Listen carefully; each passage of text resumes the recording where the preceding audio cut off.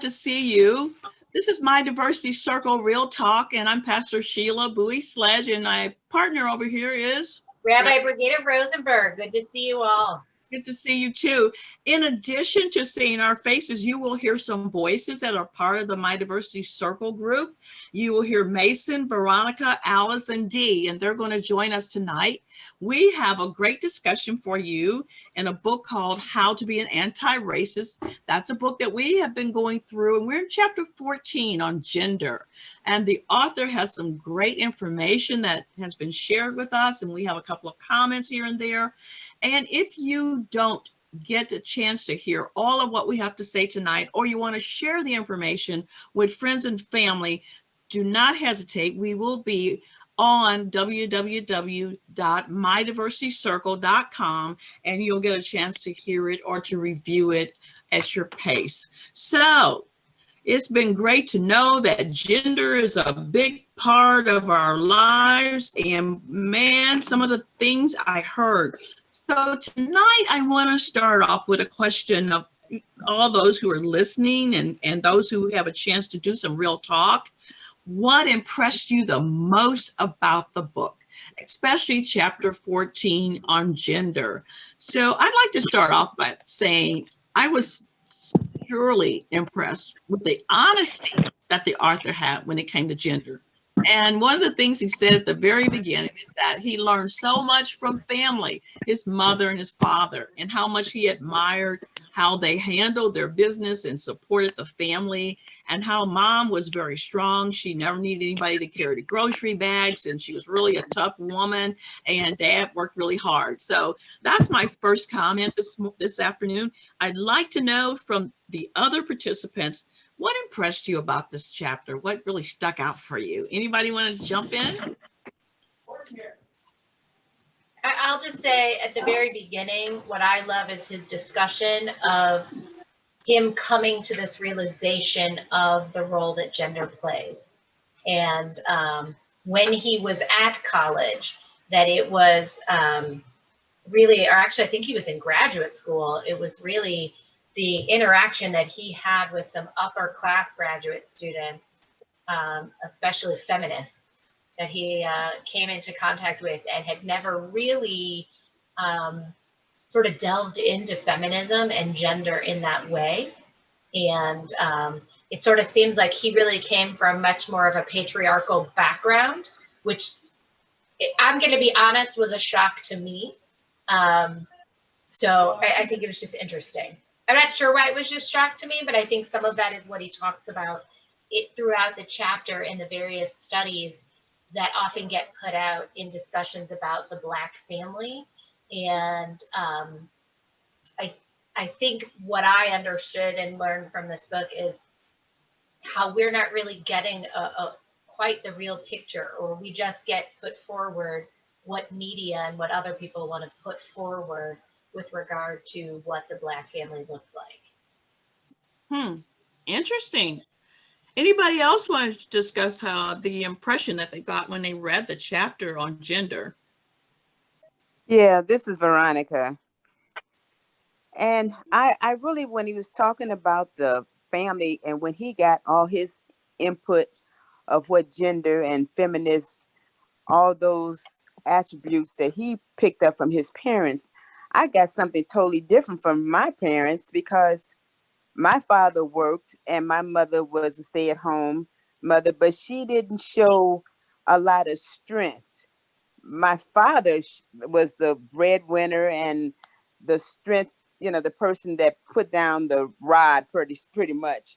But then again, when it came to me, discipline me, he would be the one that would always stand up for me and spoil me, and mom would be the one. And when we would go out into the public, dad was always the gentleman. So I learned how a lady is supposed to act and get received from a man, what she should receive from a man. Oh yeah, I like that too. so the respect and everything that I learned, and even in my neighborhood growing up. So when they talk about the Blacks and how they were so treated so down and so bad, we had a lot of good in our communities that was very respectful, more so then than it is now.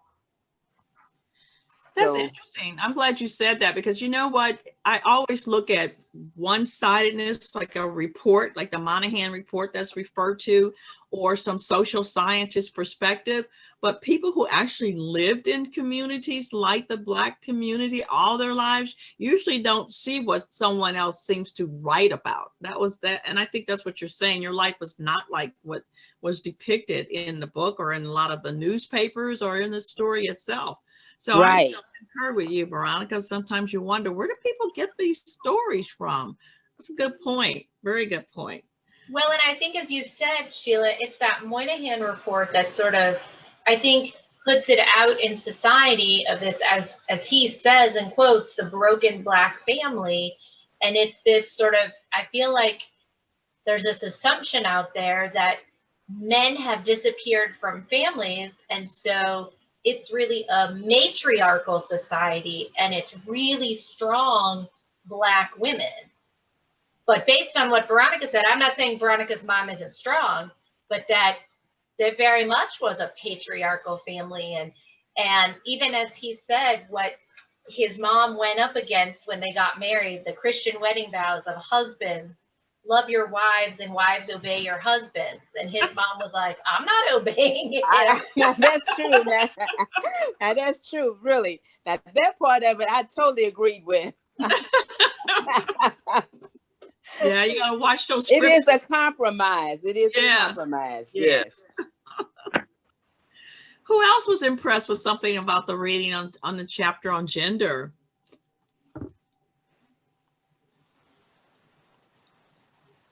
Any other comments coming out? Well, let's move on. Unmuted. I didn't know if Dee was going to jump in. Oh, I'm sorry. Yeah, here I am. I apologize. This is Dee. I just, the overall theme of, strong Black women and women in general have been oppressed and somewhat villainized over the course of history. It just brought that back again. But in growing up, I tell my age now, but I, I had some of the same experiences of, in with my family, it was like the white families would get divorced, but the Black families stayed together when I was growing up in my neighborhood and in my in my neck of the woods. So it was just very different than the stories we're reading now, and the way some things and some perceptions have changed. It was, I grew up thinking that my Black friends and their families was just very strong and close and stayed together. Mm-hmm. Mm-hmm. Wow, you should have written a Monahan report. Yeah. Yeah, because you know what?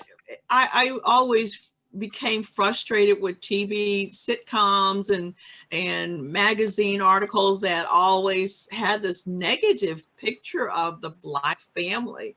And Right. I knew that it wasn't so. And definitely I knew that other people, regardless of their ethnicity, had the same marital issues as anybody else. And yet you didn't see that balance when the news came out, or whenever you read an article, or whenever you went somewhere where you were in a setting with different people, you felt different because people automatically thought what they saw on TV and what they read is exactly the life that you had experienced. So when I went off to college and both of my parents dropped me off in Springfield, Missouri back in 1968, I noticed people staring like, oh, there's a whole family here. It's like, yeah, we're a family. What's the problem here? But so I really can appreciate that comment, Dee, because people get divorced because they're people, not because they're Black or white.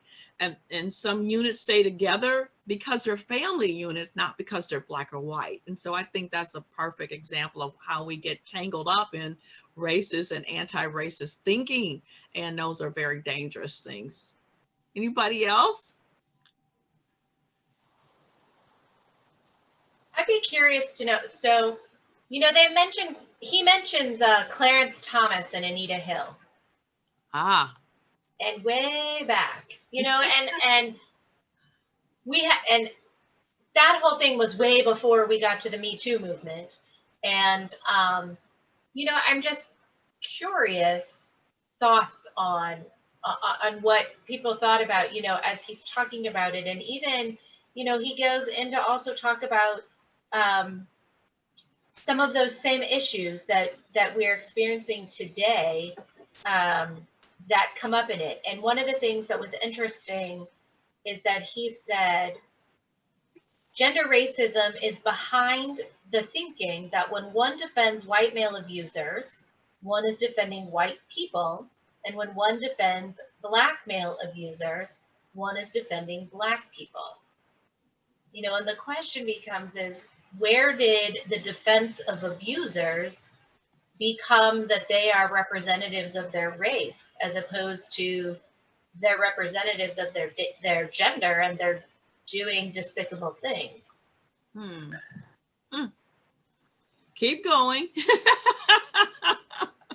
Because the Anita Hill case, where she accuses U.S. Supreme Court nominee at the time, Clarence Thomas, of sexual harassment, I just clearly saw sexual harassment regardless of the color of the people. And it came up because he was trying to, of course, go through the hoops of being nominated, and so that he could clearly be a Supreme Court justice. And all Supreme Court justices have thorough investigations, and politically speaking, there might be somebody who will come out of the bush on you and remember when you were in college or when they had an interaction with you that they think or thought was inappropriate. So the Anita Hill thing didn't bother me as much. As a matter of fact, I kind of wondered, did I miss something? Because right away my brain it was about sexual harassment. And do you believe he did the things that she claimed he did, and that the public needed to know that this is a problem for someone who you're about to elevate in society? So I'm not sure if I missed it totally, but maybe somebody else can comment on it. I don't know. Well, I think what's interesting in what he said was that Thomas, behind the scenes of what Thomas mind-bogglingly called a high-tech lynching. So the question becomes, what I wonder if he's bringing up in that is the question of, was Anita Hill and others coming after him? And I don't believe she was, but because he was a black man, using that term of a high-tech lynching versus she was sexually harassed. He's going up for one of the highest offices in the land. And so she was going to say, you know, this is what he did to me, or what I believe he did to me. And this needs to come forward before we're putting him in this judicial ethical position. So it's the question of him behind the scenes using terminology that doesn't bring in race? My comment, I think someone else wanted to comment, but I'm going to put this in as well. I think that was a time when the whole feminist movement was going quite strong. And I think that there was a gender battle, clearly, because I think women were just not supposed to be able to have the power to stop a process that he was going through, number one. And yes, I think he did shoot out a code word or two, letting the boys know, hey, you're going to let her do this using TV and technology, actually lynch me. Yeah, he went with a little bit of the racial tone on things with lynching and high tech with she's so smart, this is what she's doing to me. So I kind of wonder if that was that feminist stuff that he was battling as well and trying to work it to his benefit so he can get through the process. I don't know if someone else wants to chime in on that or not.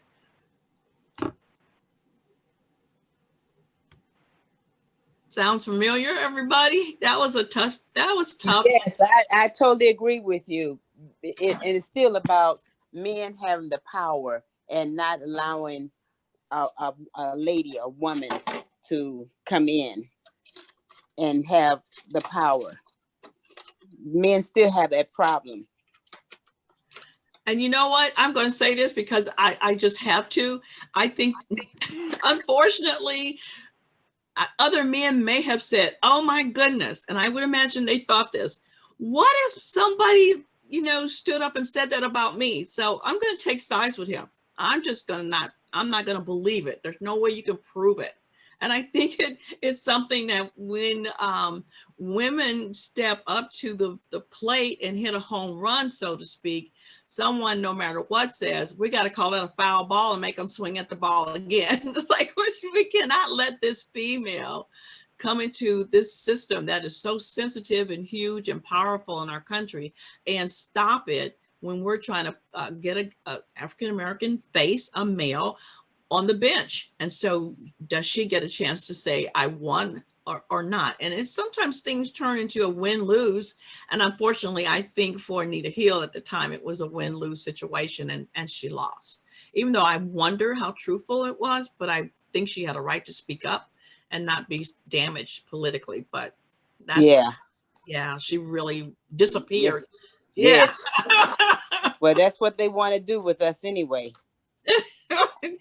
You don't upset the status quo, kind of like, that is something.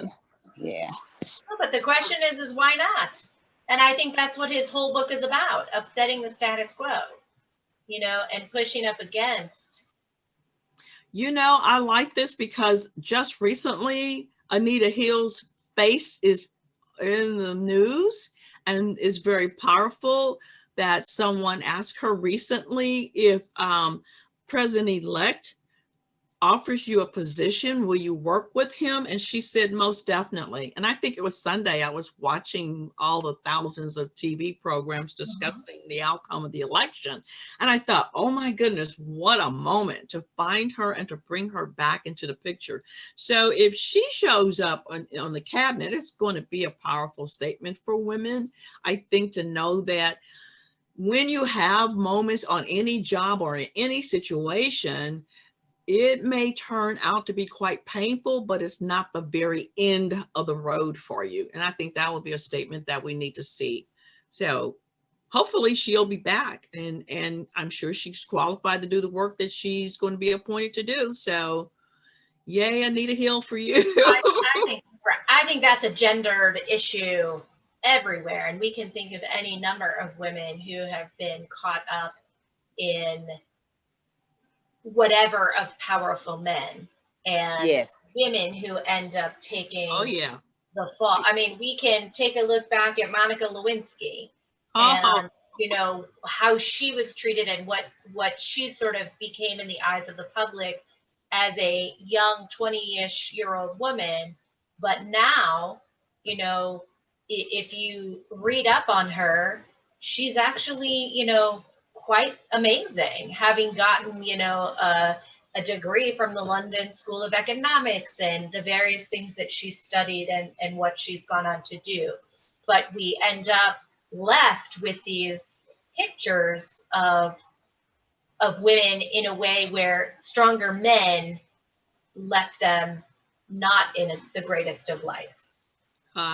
So one thing I can say about that is this is just the way my father taught me. He said, a man can be in the gutter.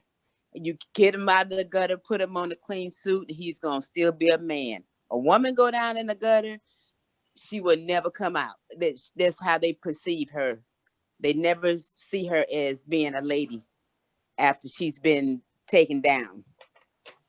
So the glass ceiling actually puts indeed, Veronica, pressures on the gender of the female. That's right. It does. It really does. It's very difficult for them because look at all the men that they finally are getting and putting them in jail for all the things that they've done to women. Mm-hmm. Mm-hmm. They couldn't stand it. What did he do? Kill himself in jail. And just so many of them have done so many wrong things. That he talked about Bill Cosby in the book. Oh yes. Amazing. And the difference in how they want to pull him down and didn't want to pull somebody else down, but they eventually had to.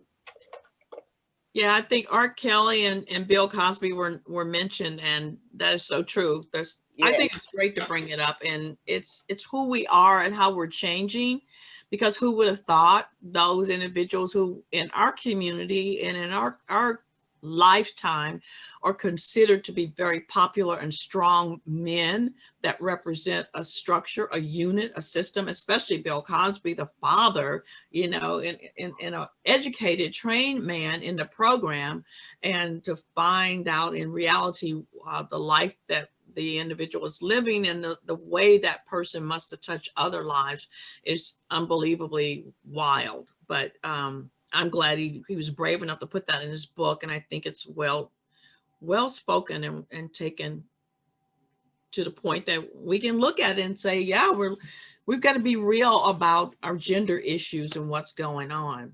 So I learned something in this chapter. So instead of starting off, I'm going to let someone else jump in there and tell me, what did you learn? And when you read this chapter, I mean, it could be any part of it. Anybody want to jump in there and start it off? Did you learn something different or new? Well, I learned that you can be an anti-racist without being a feminist. Yes. Now that you're right. I agree with you on that. Yes. Yeah, I think it's important to know that the anti-racist conversation is about, you know, just making sure that you're not upholding policies that support inequities, that you're balancing out your world and other people's world. And that's an excellent point, Dee. And you don't have to be a feminist. You don't have to carry a lot of titles to be an anti-racist. And so many times we think, well, they're going to think I'm part of some girls group or part of some guys group, and I'm not wanting to be labeled like that. But a powerful collection of anti-racist policies that lead to equity between race and gender, and it substantiates anti-racist ideas, is what an anti-racist gender person is about. And obviously the opposite, if you're gender racist, you have a collection of racist policies that lead to inequities between race and gender. And so I love that. Yeah, I worried about being viewed as a feminist years ago. It's like, I'm just speaking my mind. I'm not trying to be a feminist. I want to be fair. But okay, anybody else on something that you learned or you picked up or you can smile about or just want to comment on? Well, I would just go with the feminist. I think it depends on how you define what it means to be a feminist. Okay. And I think if you are for women, then you're a feminist. You know, I don't think you have to be, you know, somebody who is putting yourself out and above other people or, you know, necessarily a radical. And I think so often when we hear that term feminist, people think it's radical or people think that it's angry or mad or whatever else. And I think that just as we have talked about with regard to human beings, that you know, anybody can be a feminist. It's just about, do you support, the way I see it, simply, do you support the equality of women? Mm-hmm. I agree with you. I think that's such a great point that women tend to get labeled if you are strong, educated, successful, outspoken, or just, you know, stick up for women's rights or women's issues, you are labeled, and that's not fair. When men do the same, they're great and they're admired and they're successful, but it seems that these labels, and maybe a feminist is just another one of those labels that tries to keep us quiet. That's just my opinion, but Well, I think it's when somebody's using it negatively, you know. Yeah. It's like it when shouldn't be somebody negative. throws out the word racist or whatever else, and that's where he talked about being an anti-racist and really trying to hone in on what that means. And I think that's the same for whenever, you know, words seem to matter and how we use the words matter. And I think, you know, so often feminist has been used in such a negative light, whereas I think we women need to reclaim the word and say that it's really just about supporting ourselves and raising ourselves up as women and looking at our history across the board of who we are, and making sure that even if we do get thrown in the the gutter, as Veronica said, that we can lift ourselves back up, Yes, and not be left there. that's right. I agree. And I totally agree with you, because now you are beginning to see women today coming up, getting a second chance or a third chance. Whereas it used to be just the men were getting it. Now women are getting it because we had to fight for it. And we need to be more supportive of each other. Haha. Yeah, I like that. It makes me think of that movie 9 to 5, the struggle that she had. Oh, yeah. I mean, some things are comically produced in entertainment, but they really do indeed support what's going on historically in our society. And I enjoyed that movie very much because it was clear that the struggles that women have, it's very difficult. So from time to time. Well, and I think in this chapter You too. froze. Oh, go ahead. Oh, I think in this chapter too, one of the things that he gets at as well, I think almost for the first time, is that term intersection or intersectionality. And that here we are at a point where he specifically talks about Black women and at this intersection of race and gender and how those two things come together. And what it is that is the identity, and how those work together, if that makes sense. Am I a woman? Am I a Black person? Am I a Black woman? How do those all fit together when they can be seen as separate identities while also being the same? I don't know if that makes sense, but I don't know. That's good. Part of it's interesting to me. He brings up Hillary Clinton, but in the sense of the 2016 election. And I often think about Hillary Clinton back in 2008, when she was running in the primary against Barack Obama. And what was the big discussion? The big discussion was how powerful Black women were going to be in that vote, in that primary election. And this big question of, for Black women, what was more important? Was it race or was it gender? And it's funny that those two things came to be, as opposed to, is it who you think is the better person, regardless of race or gender? But it came down to this question of race or gender. And even Michelle Obama talks about it in her book of when it was this time to decide whether he was going to throw his hat in the ring to run in the primary, and she asked the question, was America ready for a Black president, while also asking the question and realizing that Hillary Clinton was running in the primary, and was America ready for a female president? And then she talks about, clearly America was still ready for a man over a woman, regardless of race. Yeah, I think the author clearly says that the pinnacle of womanhood is the weak white woman, and this gender racism caused a lot of people, male and female, to hate a very strong white woman running for president in 2016. So he's pretty clear that Hillary Clinton came off to looking too strong and too independent in many ways, and Right. it doesn't fit with our culture. And yet other countries all over the world have women as prime ministers, and I mean, it's amazing. It's like, but America, you still want the weak lady, that's a woman that's screaming help, help, and the guy that comes running, to save the day. And that's good for the movies, but I think America has moved on. But you know, maybe not, because I think the documentation here is pretty clear. And it's like, well, we see the strong Black woman, but we don't see the strong white woman. And the strong Black woman, in my opinion, has really created great tension in the Black community between the male and the female.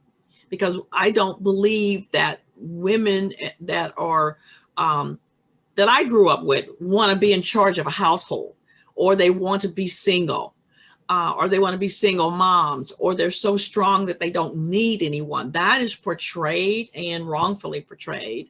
I don't know how white women feel that, you know, hey, aren't you supposed to be weak and in need and very feminine? Or do you want to, you know, run a baseball team? I mean, those are the places where women are going now, and challenging what used to be, and things are moving.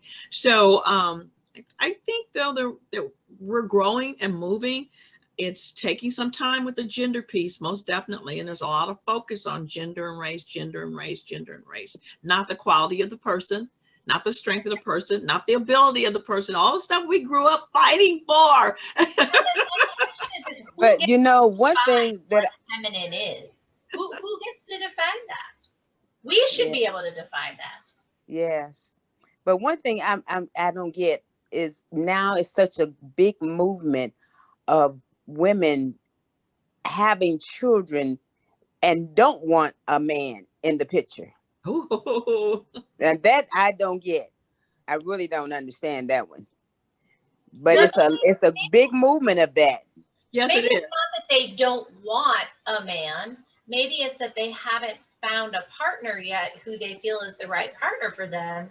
And yet science and technology and medicine has given them the ability now to be able to become a parent, a mother, before, you know, feeling like, oh my gosh, I'm getting too old and I don't want to wait and have a baby until I find Mr. Right, because what if I don't find Mr. or Mrs. Right? I mean, what if I don't find that right partner?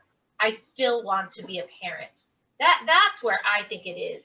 You know, I think ultimately people would want, most people, maybe I'm generalizing, but I think most people would want to be able to do that with a partner, but also feel very strongly about being a parent. I'm going to go with the devil's advocate. I can go either way, but I'm clear that timing has a lot to do, especially with females and starting a family. And I get that. And you're right. Maybe if I haven't met Mr. Right, I'm just going to have to go and get this part done because I'm running out of time. However, for Veronica's comment, especially, there are people who absolutely want full control and don't want to feel that they have to be traditional or fulfill other people's expectations.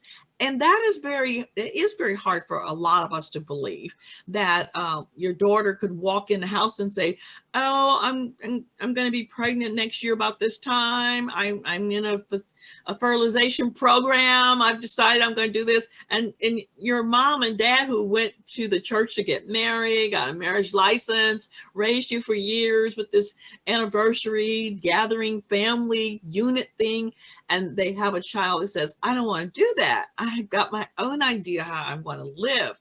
It's very shocking, but it is real. And I say, well, maybe people can take control and do what they want. And we have to be very careful not to say that it is not acceptable. It's acceptable because it's happening a lot. And I agree with you, Veronica. It's going on more than we realize. And I don't know why. Definitely. Yeah, I don't know why. But I also think so much of it is because we have the ability to do it. You know, if we have the ability to do it, then people might not be able to do it, or wouldn't necessarily run out to do it. You know, and I think one of the things too that, as you said, is we as women have to remember we have an end point. There comes a point where we can no longer reproduce. The gender that we need help with, they can reproduce well into their old age. We can't, you know. So sometimes I think women do get really worried about that, in a way that men don't. Well, that was pretty good. That was dicey. Anybody else learn something in this chapter? I think that was pretty thorough. We kind of went into some real good parts of the book. I want to know, as one of the closing questions for everybody to think about, is what would you change that you read in this book that you think, oh my goodness, if there's one thing I could change, it would be. So take a minute and think about all the different conversations that we've had, and maybe something that we did not cover, and consider sharing that with us. And we're willing to hear your point of view without any discussion other than that's an interesting point of view. And that would be great if we didn't have that to think about or to work through. Any takers so far? Anybody think of something?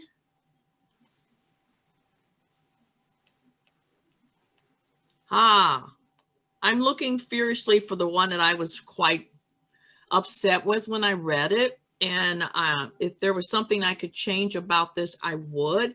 The gender racism was behind the growing number of involuntary sterilizations of Black women by eugenicist physicians, 200,000 cases in 1970, rising to 700,000 in 1980. That is, if you know what it's saying, it creates a distrust so deep in the African American community that, you know, even COVID testing is difficult in our community. You know, just big distrust, just like, you might have something on that swab that's going to change my DNA forever. I'm not going to take the test. And that's sad. Or the vaccine could be available and could save lives. But when you have a history of what someone decides, and we're the someones because we've lived through the gender racism and we know it's there, but it truly happened that thousands of women did not have a choice as far as motherhood is concerned. And that's very painful. And if that's something I could change, I would change that, most definitely. Anybody else? I agree. That's very scary, and I can see it makes you really understand why there is the distrust with these things, with vaccines, and it's just disheartening, and you know, it hurts to think of that. Another thing that it brought out for me was the idea that households that don't discuss homophobia actually promote homophobia. And looking back again at my, childhood, it was, it kind of hit home for me because we just never talked about it. And it was all new to me when I went to college. I had no idea it really existed.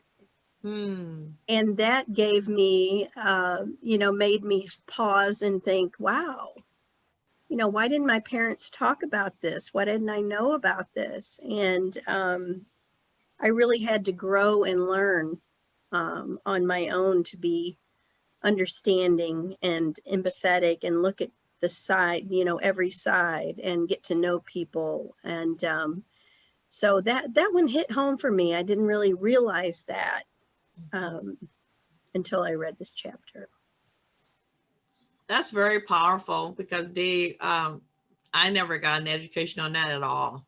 It was like the conversation you just don't have. So I went off in the world and thought the same thing. It's like, okay, so what's going on here?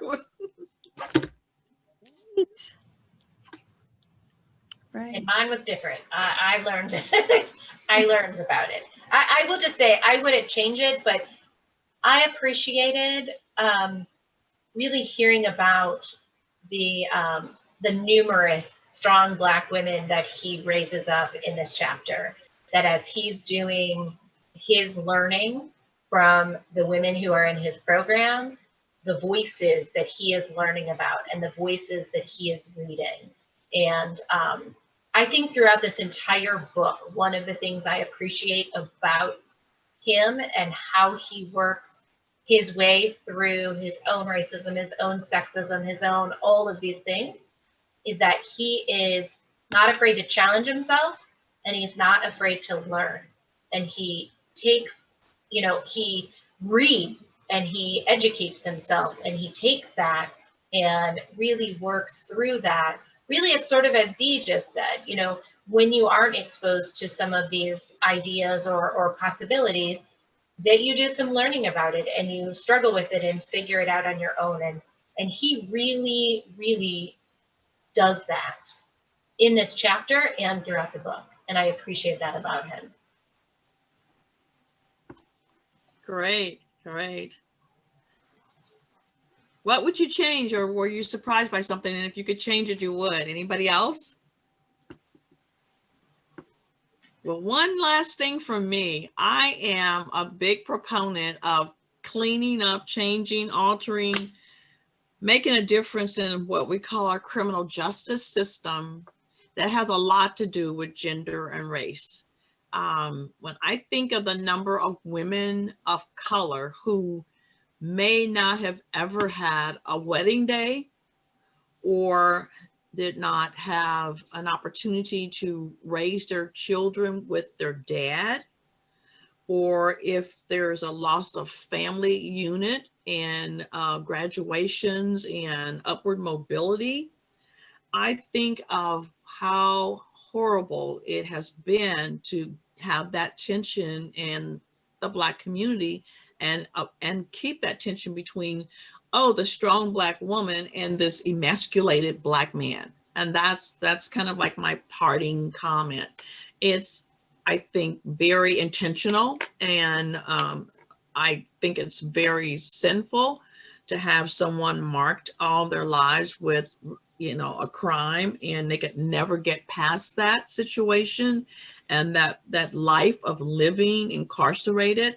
It hurts the community, and it hurts the family, and it hurts the woman who doesn't really want to be without a man any more than anybody else. And our society, our culture, when I was growing up especially, had all these magazines, these wedding magazines. I mean, you just lived for the day you were going to get married.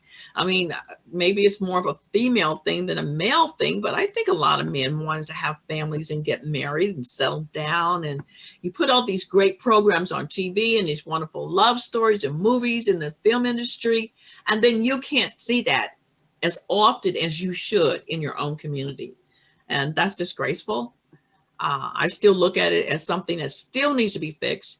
And I'm going to say it, we sell marijuana for recreational purposes, and yet we still have men who are serving a term because they had marijuana in their car or wherever. It's so disgustingly wrong. And I pray for a change soon in that area. I really do. Yeah, they supposed to be working on that now as far as cleaning up, getting people out because they were arrested for those minor charges. Yeah. But that's going to take time. And the sad part about it, once you get in that environment, it's very hard to get that environment out of you. Yes. Yes. Once they get locked up, yes. That's another whole different world. Yes, it is. And that's really a sad thing, but what can you do? Well, we can go for anti-racism in the criminal justice system, and anti-racism in the new world that we're living in. So, for medical reasons, you need marijuana. For recreational reasons, you can have marijuana. So there can be activities and policies to mandate, as soon as that changes in our culture, anyone who's documented or incarcerated or who is labeled a criminal in that particular area should be released immediately. There's no reason to keep them except you've built a culture and an economic system around hurting people and hurting cultures like ours. So I'm a big proponent, there is something to do about it. And you're right, Veronica, the damage is done in lots of ways. And so our community continues to receive back people who come in, but then there needs to be the mental health piece that needs to help. And so we need to do the things we need to do and fight for the anti-racist policies because they were created by racist policies. So you got to give back. We can't just leave people in there because things aren't moving fast enough. Like, well, tell me this. How can you get people to get up off their duffs and go to these little meetings and your little communities and municipalities and find out what's going on and vote? Because that's where it starts. The buck don't start at the White House. It starts in your own little municipality. yeah, And that's what we're not doing. I mean, I have been to meetings where you will see, and this is just so sad, but it's true. You will see if it's a mixed congregation per se, you're going to see more white than you will black to come out to the meeting. That's a lack of trust again. I think that comes out of feeling, and I hate it, but perhaps it's a feeling of hopelessness or mistrust. Okay, now we have a new political person in. Now I have a new state rep or legislator. Okay, is this person really going to represent me, or am I wasting my time? You see, the last 4 years I was at the meetings and I saw no change. We have to keep going and pushing. That's why this book don't give up. You don't give up. Don't give up. Just like, I mean, you don't, if your children are just like in the school system, and because of them, of course, you can't do things the way we used to do it. But when it came to the parents coming out to see what their child is doing, don't give me those excuses. I don't want to hear no excuses. Come to the meeting, meet with the teacher, and find out what's going on where your child can get the necessary help. Yes. Never stop. I'm going to say amen, and the best line of the night is Veronica's. The buck doesn't stop at the White House. It stops in your municipality. And I think she is so right with that. We are so focused on what's in Washington when we need to focus on what is in our neighborhoods, because that's where it starts. And then it's a ripple effect. It goes outward from our neighborhoods. Awesome. And even as she said, it's as simple as your local school where your child is. Start there. Go there and let it ripple. That's right. Yes. I love it too. I think it's great. And it's so true. You have the power. You can't let anyone make you or lead you down the road to think that you don't. You have the ability to make those changes. Love it. That's right.